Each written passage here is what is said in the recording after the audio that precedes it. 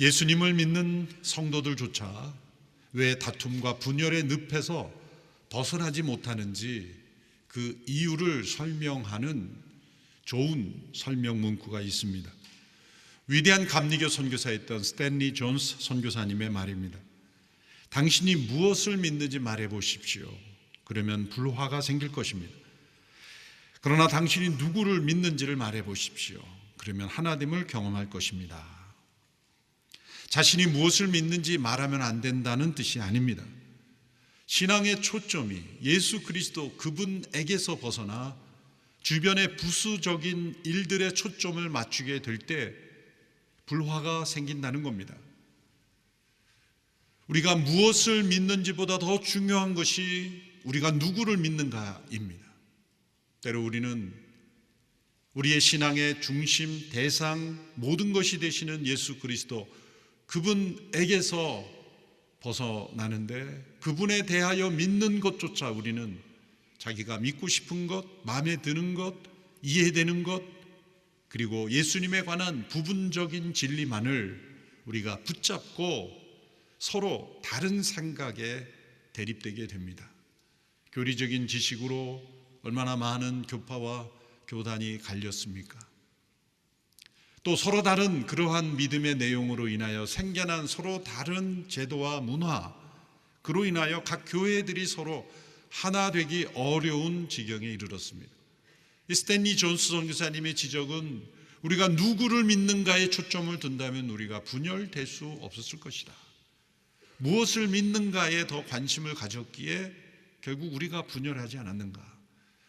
역사적으로 수많은 교파와 교단들이 분열되어 있지만 그 모든 분열의 초점은 예수님 그분에게 초점을 두지 않았기 때문이라는 거죠. 때로는 교회 정치 질서에 따라서 감리교와 장로교, 또 세례 방식에 따라 침례교와 장로교원에서도 교리적인 지식에 따라 어떻게 이해하는지에 따라서 여러 교파와 교단으로 갈려 나간 것, 바로 이 선교사님의 지적이 올바르다는 것을 우리에게 알려줍니다. 역사상 많이 있었던 교회의 분열은 대부분, 거의 대부분 명분 없는 몇몇 교회 지도자들의 자기 자신의 편견, 고집, 심지어는 잘못된 편향성 때문에 생겨난 위기이기 때문입니다.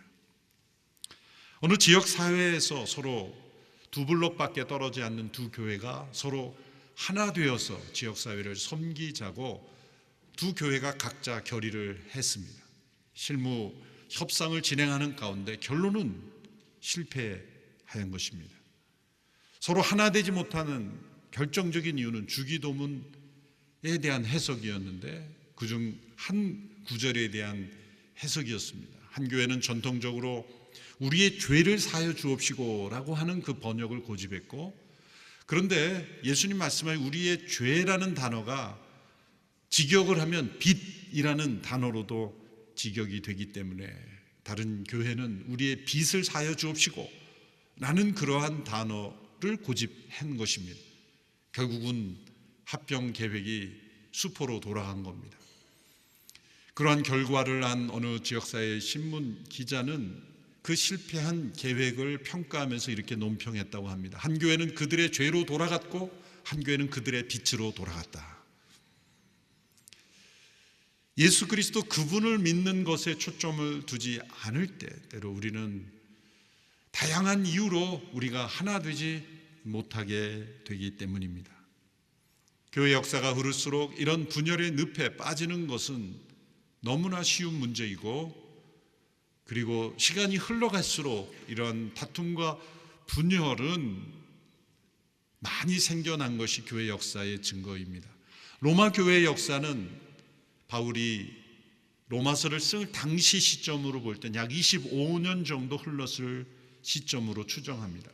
그렇다면 25년의 역사는 많은 분열의 이유가 이미 상존하였고, 그중 가장 심각한 것이 바로 이 음식 문제와 절기 문제로 인해서 특별히 유대인과 이방인 간에 그런 보이지 않는 갈등이 깊어지고 있었을 때였습니다. 대부분은 이방인이었지만 또한 유대인들도 있었습니다. 복음 안에서 자유를 누리는 사람도 있었고 자유를 누리지 못하는 사람도 있었습니다. 사도 바울은 이 문제를 복음 안에서 치유해 주고 있습니다. 물론 고린도 교회와 같은 심각한 분열은 아니었죠. 고린도 교회는 그보다 더 심각한 문제였습니다. 바울파, 베드로파, 아볼로파, 심지어는 그리스도파까지 생겼습니다. 가장 고약한 사람들이죠. 예수님을 자신들 파의 우두머리처럼 그렇게 우리는 예수님 파라고 하면서 한 파를 이루는 거죠. 교회 갈등이 심각해지면 그리스도파와 예수파가 싸웁니다. 한쪽은 그리스도를 머리로 모시고 한쪽은 예수님을 머리로 모시고 싸우는 거죠. 고린도 교회가 바로 그런 모습이었습니다. 로마 교회는 그 정도는 아니었습니다. 그렇지만 그렇게 될 수 있는 그러한 상황 속에서 바울이 빨리빨리 복음으로 이 문제를 치유해 가는 것입니다. 지난주에 우리는 그 두 문제를 먼저 다루었습니다. 첫 번째 문제는 음식의 문제였습니다. 우상의 제물로 바쳐진 혹은 우상 숭배와 관련된 음식을 먹을 수 있느냐의 문제였습니다. 대다수의 이방인들은 먹을 수 있다라고 생각했고 또 유대인이지만 복음 안에서 바울처럼 자유와 확신을 가진 사람은 그것은 아무 문제가 없다라고 생각하며 먹을 수 있다라고 확신했습니다. 이러한 부류를 가리켜 믿음이 강한 사람들이라고 부류했습니다.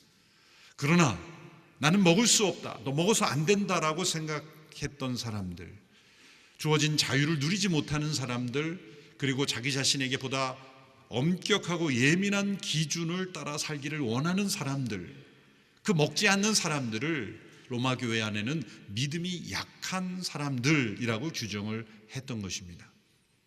먹을 수 있다고 자유한 사람들이 먹지 못하거나 먹지 않는 사람들을 판단하는 일이 일어났던 것입니다. 또 판단받는 사람들은 가만히 있겠습니까?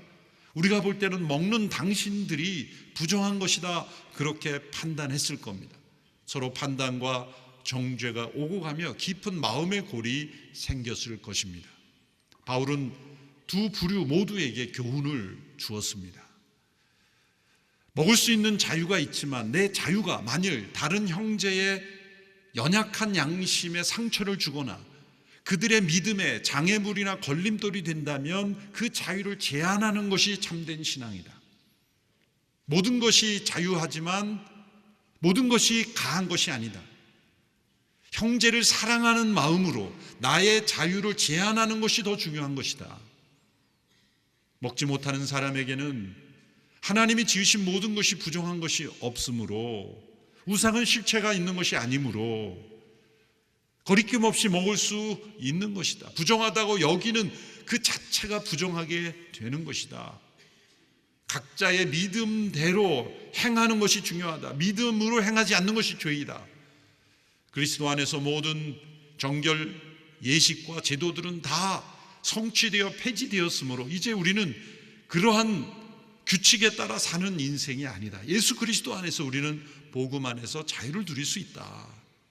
그렇게 양쪽에게 균형 잡힌 교훈을 합니다. 그런데 많은 교훈의 대부분이 믿음의 강한 자에게 주는 것은 대다수가 그런 사람이었기 때문이죠.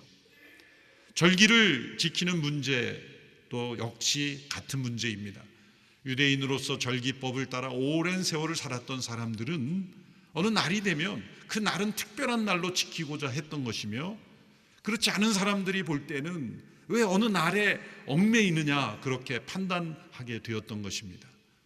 그 또한 자유할 수 있으나 얽매여 있는 사람들을 배려하는 태도도 필요하다라는 겁니다. 우리 조선시대에도 복음이 들어왔을 때 가장 큰 과제가 여러 가지 있었지만 장애물 중에 하나가 유교 문화였죠. 유교 문화 중에는 남녀 칠수의 부동석이라는 문화가 있습니다. 남자와 여자가 서로 7세 이상은 동석할 수 없다. 예배당에는 이렇게 함께 남녀가 같이 앉아야 되지만 허용되지 않았죠. 그래서 초기에 세워진 예배당 건물에는 남자 여자가 따로 앉도록 설계되었습니다. 기역자 예배당이 많이 설계되었죠. 남자는 이쪽, 여자는 이쪽, 가운데 커튼을 세우고 목회자만 양쪽을 볼 수 있도록 하고 다른 출입구로 출입하도록 함으로써 일종의 타협을 한 것인데, 선교사님들이 볼 때 복음 안에서 남녀 칠세 부동석이 어디 있느냐, 한 예배당으로 통합하라라고 할 수 있었겠죠. 그러나 도저히 오랜 문화 속에 물들어 있는 분들이 용납이 안 됐을 겁니다. 그래서 예배당을 그렇게 지은 것이죠. 일종의 연약함이죠. 죄를 진 것이 아니라 연약함입니다. 그럴 때 선교사님들이 그것을 수용해서 그러면 그렇게 기역자로 하시죠. 뭐 디귿자도 할 수 있고 미음자도 할 수 있는데 기역자라고 왜 안 되겠습니까? 그렇게 지어진 예배당이 우리나라에만 있는 예배당이 있는 겁니다. 바로 그러한 모습들, 믿음이 연약한 자들, 복음 안에 주어진 것들을 온전히 누리지 못한 연약함에 대해서 어떻게 우리가 대할 것인가의 문제가 바로 그 문제를 잘못 다루게 되면 분열의 늪에 빠지게 된다는 겁니다. 형제의 약한 양심 그리고 자육하지 못한 그러한 부분을 판단하고 정죄하게 되면 그 형제의 신앙에 걸림돌, 장애물을 가져다 주는 것이다. 반면에 그들의 연약함을 받아주고 긍휼히 여겨주고 인내와 위로로 그들을 세워준다면 그것은 걸림돌이 아니라 디딤돌이 되는 신앙이 될 수 있다는 겁니다. 지난주 살펴본 말씀을 다시 한번 간단히 복습하면 왜 우리가 형제의 연약함을 판단하지 않고 감싸 주어야 하는가, 왜 인내와 사랑으로 되어야 하는가를 말했습니다. 첫째로 연약한 자들은 금지된 일을, 잘못된 일을 하는 것이 아니라 주어진 자유를 온전히 누리지 못하는 연약함이기 때문입니다. 마땅히 해야 할 일을 하지 않거나 하지 말아야 할 일을 하는 잘못된 상태라기보다도 믿음이 아직 온전히 성숙하지 못하여 주어진 자유를 누리지 못하는 연약함이기 때문에 받아줘야 된다는 겁니다. 우리가 고속도로를 운전하다 보면 제한 속도가 있죠. 그런데 그 제한 속도 안에서 제한 속도를 맥시멈으로 누리면서 안전하게 운전할 수 있는 능력을 가진 사람이 있고 그렇지 못한 사람도 있습니다. 제한 속도보다 훨씬 더 미달해서 몇십 킬로미터 미달한 그런 속도로 천천히 운전하는 그런 운전자도 있습니다. 대개 초보 운전자들이 그렇죠. 어떤 사람이 운전을 하는데 지금 빨리 가서 고속도로를 달려야 되는데 법을 위반하지 않는 선에서 최대한 달리고 있는데 앞에 서서히 가고 있는 차가 나타난 겁니다. 그런 차가 앞에 있으면 어떻게 됩니까? 속이 터지죠.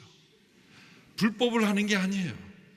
과속은 불법이지만 어느 정도 최저 속도 이상만 되면 그것은 합법입니다. 천천히 갈 뿐이에요.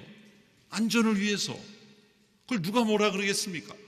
그런데 빨리 달릴 수 있는 사람이 볼 때는 조금만 더 빨리 가주면 좋겠는데 앞에서 가지 않고 가고 있으면 속이 터져요. 그런데 가까이 가보면 그 뒤에 문구가 있어요.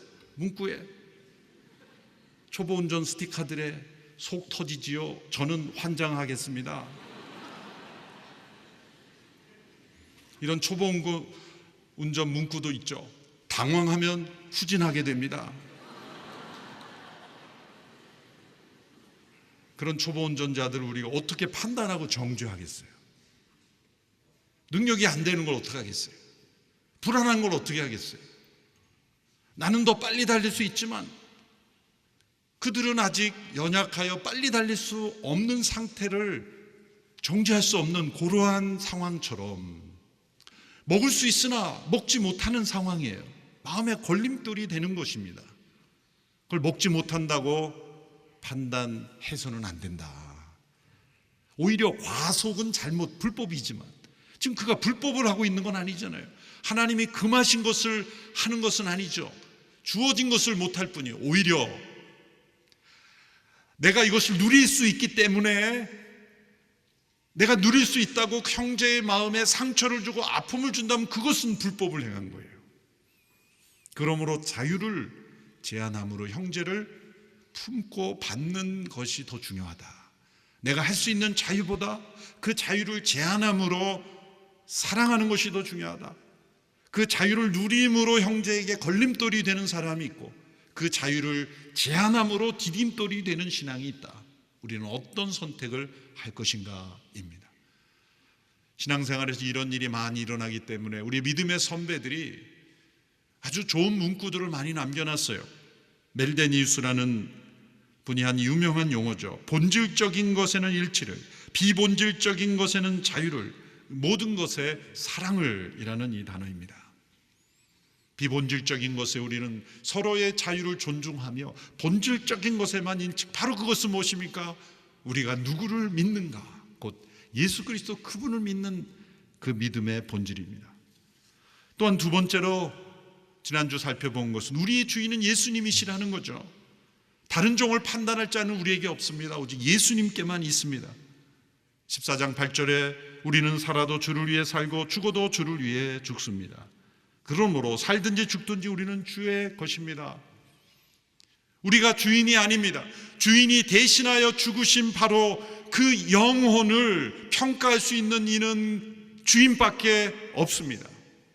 내가 판단하기를 저 사람은 먹을 수도 있는데 안 지켜도 되는데 그렇게 먹지 않고 그렇게 어느 한 날을 중요하게 생각하는 건 내가 볼 때는 답답하고 불필요한 것으로 보이지만 우리 주님이 판단하실 때는 그 사람이 그 부분에 있어서는 연약하지만 다른 영역에 있어서는 훨씬 더 귀한 신앙, 하나님께 영광 올려드리는 신앙, 더 소중한 신앙으로 신앙생활을 하고 있을 수도 있어요. 우리는 어느 한 사람의 단면만을 보지만 우리 주님은 그 사람의 모든 것을 전체적으로 보는 것입니다. 우리는 현재의 모습 그리고 내가 만난 어느 한 부분만을 보지만 주님은 그 사람의 과거와 현재와 미래까지 보시기에 그 사람의 그 연약함이 왜 저렇게 나타나는지를 아시며 그리고 인내와 격려로 함께 하시는 거예요. 우리는 주인이 아니라 예수님이 주인이시다. 그러므로 판단할 자격은 우리에게 없다. 그러므로 믿음이 강하다는 것은 무엇입니까? 판단하는 능력이 아닙니다. 사랑하는 능력입니다. 다른 사람에게 걸림돌이 되는 것이 아니라 디딤돌이 되는 그것이 믿음이 강하는 것입니다.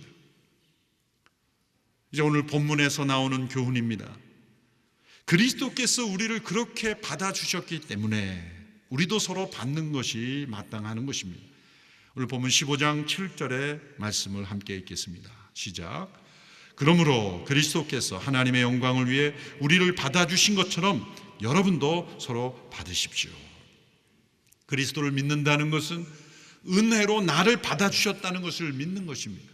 믿음이 강하다는 것은 그리스도께서 나를 완전히 온전히 용서하셨다는 것을 확실히 믿는 것입니다. 바로 그 믿음이 있다면 우리가 나만이 아닌 또 다른 누군가도 그리스도께서 그를 대신하여 완전히 온전히 용서하셨다는 것을 우리는 받아들여야 하는 것이죠. 그리스도께서 나를 사랑하신 것처럼 다른 사람은 사랑하면 안 된다는 생각이 혹 있을지 모릅니다. 오랜 전의 이야기지만 대학 시절 기독 동아리 수련회에서 한 자매가 집회 후에 매우 불편하고 뭔가 심각한 표정을 하고 있었습니다. 리더십들은 깊은 회개가 임했구나 라고 그렇게 생각을 했습니다. 그런데 그 집회 후에 본인이 고백을 하는데 그때 내 마음은 너무나 불편했다는 거죠. 그 이유는 자신이 너무 싫어하는 친구가 그 수련회 참석을 다른 친구에 의해서 초대받아 왔는데 그 친구가 예수님을 만난 거예요. 예수님의 사랑이 무엇인지를 체험한 거예요. 그리고 변화되어서 예수님을 사랑하는 사람으로 변화된 거예요. 그게 너무 싫은 거예요. 나를 이처럼 사랑하시는 예수님이 그 친구를 사랑한다는 게 견딜 수가 없는 거예요. 다른 사람들은 다 예수 믿어도 그 친구만큼은 안 믿었으면 좋겠다는 마음이 있었던 거죠. 그런데 다른 친구에 의해서 그 친구가 온 거예요. 그리고 변화가 된 거예요. 그래서 예수님께 막 항의하고 싶은 마음이 일어난 거죠. 이 사람만의 문제이겠습니까? 우리의 마음속에 혹 내가 싫어하고 미워하는 누군가를 예수님이 만나서 그 사람이 예수님의 사랑에 깊이 체험하면 예수님께 면담 신청해서 예수님, 그 사람은 아닌 것 같은데요. 예수님이 만나셔서 변화시킬 대상을 우리가 리스트를 만들어서 알려드리고 싶은 마음은 혹시 없습니까? 다른 사람은 몰라도 저 사람만은 안 됩니다. 그렇게 우리의 마음에 나를 받아주신 주님의 사랑은 너무나 좋은 것이고, 나를 사랑해 그렇게 다른 사람을 받아주시는 것은 못마땅할 일로 여기고 있지는 않은지, 그리스도께서 나를 그렇게 받아주신 것처럼 너희도 서로 받으라. 내가 너희를 사랑한 것 같이 너희도 서로 사랑하라. 내가 너희의 발을 씻긴 것처럼 너희도 서로 발을 씻기라. 주님께서 말씀하신 것입니다. 또한 우리가 서로 받아야 되는 이유는 하나님 나라의 백성으로 하나님을 기쁘시게 해야 하는 이들이기 때문입니다. 17절에서 19절의 말씀 같이 읽겠습니다. 시작. 하나님의 나라는 먹고 마시는 것이 아니라 성령 안에서 의와 평강과 기쁨입니다. 그리스도를 이렇게 섬기는 사람은 하나님을 기쁘시게 하고 사람에게도 인정을 받습니다. 그러므로 화평을 이루고 서로 세워주는 일에 힘씁시다. 예수님을 믿는 모든 이들은 믿음과 동시에 하나님 나라의 백성으로 옮겨집니다. 나의 나라, 사단의 나라에서 하나님의 나라, 예수 그리스도의 나라로 옮겨지는 겁니다. 교회는 하나님 나라의 대사관입니다. 교회가 다툼과 분열의 늪에 빠지는 가장 중요한 이유는 하나님의 나라에 대하여 관심을 가지지 않았기 때문입니다. 하나님의 나라는 먹고 마시는 문제가 아닙니다. 지역적이고 부수적인 문제가 아니라는 거죠. 예수 그리스도 그분으로 인하여 우리에게 다가온 하나님의 나라이며, 그 하나님 나라의 모습은 성령 안에서의 의와 평강과 기쁨이라는 것입니다. 성령 안에서의 의와 평강과 기쁨은 무엇이겠습니까? 같은 로마서 안에 병행 구절들이 있습니다. 로마서 5장 1절에서 3절의 말씀을 제가 읽어볼 때 밑줄 친 부분을 여러분이 주목해 보시기 바랍니다. 그러므로 우리는 믿음으로 의롭다는 인정을 받아 우리 주 예수 그리스도로 인해 하나님과 더불어 화평을 누리고 있습니다. 또한 우리는 그분으로 인해 우리가 믿음으로 서 있는 이 은혜에 들어감을 얻었으며 하나님의 영광을 바라며 기뻐합니다. 이뿐만 아니라 우리는 또한 환난 가운데서도 기뻐합니다. 의롭다는 인정을 받아 의가 나오죠. 하나님과 더불어 화평을 누리고 화평이 나오죠. 그리고 하나님의 영광을 바라고 기뻐하며 환난 가운데서도 기뻐합니다. 의와 화평과 기쁨, 이것은 그 순서가 중요한 것입니다. 화평과 기쁨은 의의 열매, 의의 결과, 의로 인해서 따라오는 것들입니다. 우리 마음속에 평화가 없을까요?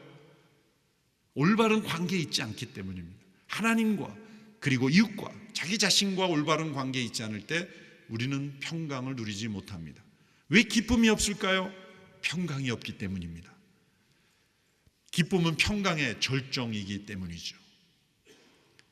우리가 믿음으로 의롭다함을 받았을 때 하나님과 화평을 누리면 반드시 따라오는 것이 모든 관계 속에서의 화평입니다. 에베소서에서 그걸 말했죠. 그리스도 그분은 우리의 화평이십니다. 막힌 담을 허무시고 하나님과의 화평이 이루어질 뿐만 아니라 이제 함께 지체된 이들과 함께 화평을 누릴 수 있게 되었다고 말합니다. 에베소 2장 17절 18절의 말씀입니다. 우리 같이 한 목소리 읽어볼까요? 시작.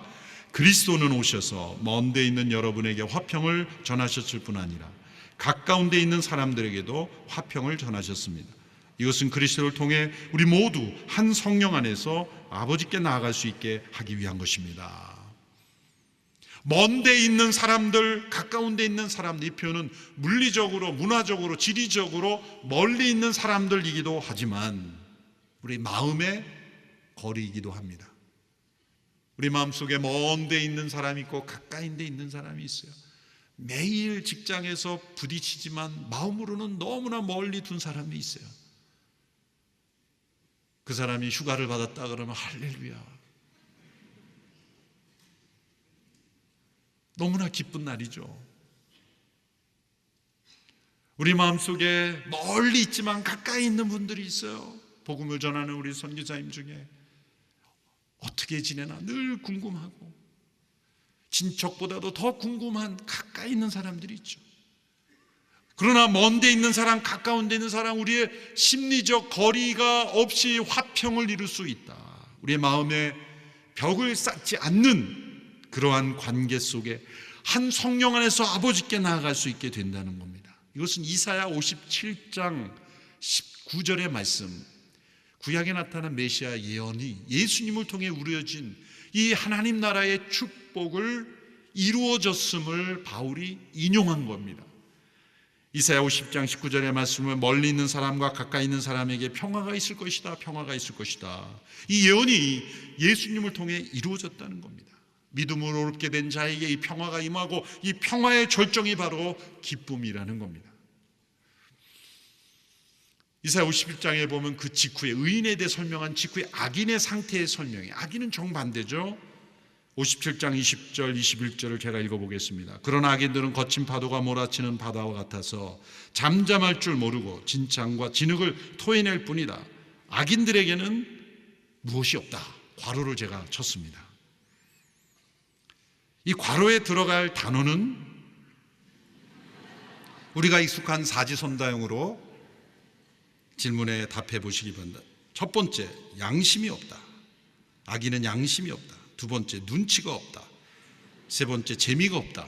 네 번째, 평화가 없다. 정답은 눈치가 없다? 네, 평화가 없다. 이렇게 괄호는 졸음을 방지하는 효과가 있습니다. 악인은 평강이 없습니다. 의인은 평강이 있어요. 의인의 특징은 평강이에요.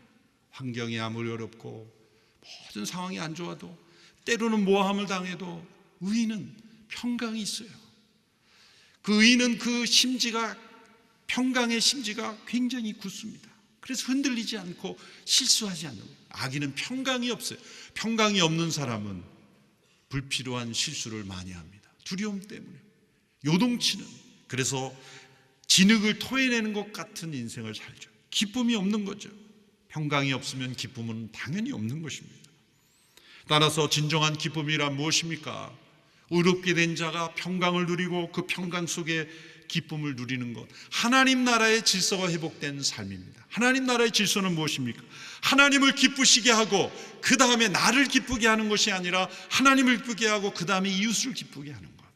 오늘 본문 로마서 14장 18절과 15장에 보면 이 순서가 그대로 나타납니다. 14장 18절의 말씀을 제가 읽어보겠습니다. 그리스도를 이렇게 섬기는 사람은 하나님을 기쁘시게 하고 사람에게도 인정을 받습니다. 15장 2절, 우리 각 사람은 이웃을 기쁘게 선을 이루고 덕을 세워야 합니다. 15장 1절 3절에 보십시오. 같이 읽어볼까요? 시작. 우리 강한 사람들은 마땅히 연약한 사람들의 약점을 감싸주고 자기가 기뻐하는 대로 하지 않도록 해야 합니다. 그리스도께서도 자기를 기쁘게 하지 않으셨습니다. 자기를 기쁘게 하셨다면 십자가를 지실 수가 없었겠습니다. 하나님을 기쁘시게 하고 우리들에게 기쁨을 주시기 위해서 십자가를 지셨듯이 우리도 자기를 기쁘게 하는, 그래서 판단으로 기쁨을 누리고 정죄로 기쁨을 누리고 점점 악으로 가는 거죠. 인내와 위로와 격려로 연약함을 감싸주고 세워주는 걸림돌이 아니라 디딤돌이 되어줄 때 그것이 기쁨이 되는 거죠. 나를 밟고 넘어가도록 하는 그러한 디딤돌이 되는 것.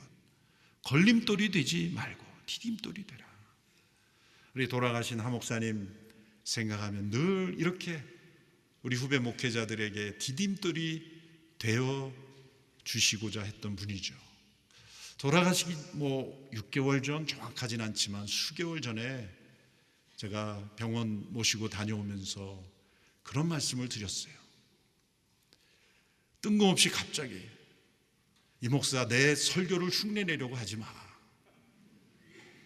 당신 자신이 돼. 그러면서 나를 밟고 지나가야 돼. 흉내내지 말고 나를 밟고 지나가. 너 자신의 독창적인 너의 모습대로 해. 나를 너무 의식하지 마. 너는 왜 나처럼 못하니? 그랬으면 제가 주눅 들어서 그냥 이렇게 살다 죽겠습니다 그랬을 거예요. 그런데 나를 기준으로 너를 평가하지 마. 너 자신이 되도록 노력하고 나를 밟고 지나가도 돼. 그런 표현을 쓰셨어요. 디딤돌이 되는 거예요. 얼마나 훌륭하신 리더이신지 모릅니다. 갓난아기가 자라서 한 걸음 한 걸음 아장아장 걸을 때, 한 걸음을 내딜 때 부모가 얼마나 기뻐합니까? 오늘 한 걸음 걸었어, 내일 두 걸음 걸었어, 세 걸음 걸었어, 그렇게 기뻐하지 않습니까? 그런데 다섯 걸음째 넘어졌을 때 너는 사람으로 태어나서 다섯 걸음밖에 못 걷니? 그렇게 정죄하는 부모가 있다면 병원으로 빨리 가봐야 돼. 우리 하나님이 인내와 위로의 하나님이신 것처럼 진정한 사랑과 부모는 실패를 크게 보지 않고 한 걸음을 내딛는 것을 크게 보는 것처럼 우리의 신앙도 마찬가지입니다. 한 걸음 한 걸음 내걷는 것을 격려하는 신앙이 되어야 합니다. 그것이 진짜 신앙이요. 걸림돌이 되는 것처럼 너는 왜 세 발자국밖에 못 가? 너는 왜 열 발자국밖에 못 가? 네가 아니라 너는 오늘 몇 발자국을 더 걸었어.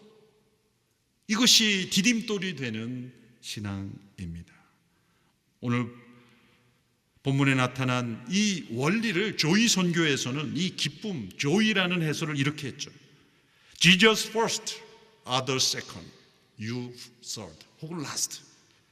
예수님이 첫째로 계시고 하나님을 기쁘시게 하고 그 다음에 이웃이고 그 다음에 내가 될 때 우리는 걸림돌이 아닌 디딤돌이 되어서 하나님을 기쁘시게 하고 그리고 이웃을 기쁘게 하는 참된 신앙이 될 수 있습니다. 우리 하나님이 그런 하나님이시기 때문입니다. 우리 하나님이 인내와 위로의 하나님이시기에 우리를 그렇게 대해 주셨기 때문입니다. 오늘 본문 5절 6절을 읽고 말씀을 맺도록 하겠습니다. 시작. 이제 인내와 위로의 하나님께서 여러분으로 하여금 그리스도 예수를 본받아 서로 같은 뜻을 품게 하시고 한 마음과 한 입으로 하나님 곧 우리 주 예수 그리스도의 아버지께 영광을 돌릴 수 있게 해주시기를 빕니다. 걸림돌이 아닌 디딤돌의 신앙으로 하나님께 영광 올려드리는 그것이 우리의 기쁨이 되는 신앙 되기를 축원합니다. 기도하겠습니다. 하나님 아버지, 인내와 위로의 하나님께서 우리를 예수 그리스도를 통하여 생명을 주시고 의롭다 하시며 그리고 평강과 기쁨 가운데 살게 하셨으니 우리도 서로 받아들여주며 용납하며 그리고 품고 세워주는 디딤돌 신앙 되게 하옵소서. 예수님의 이름으로 기도하옵나이다. 아멘.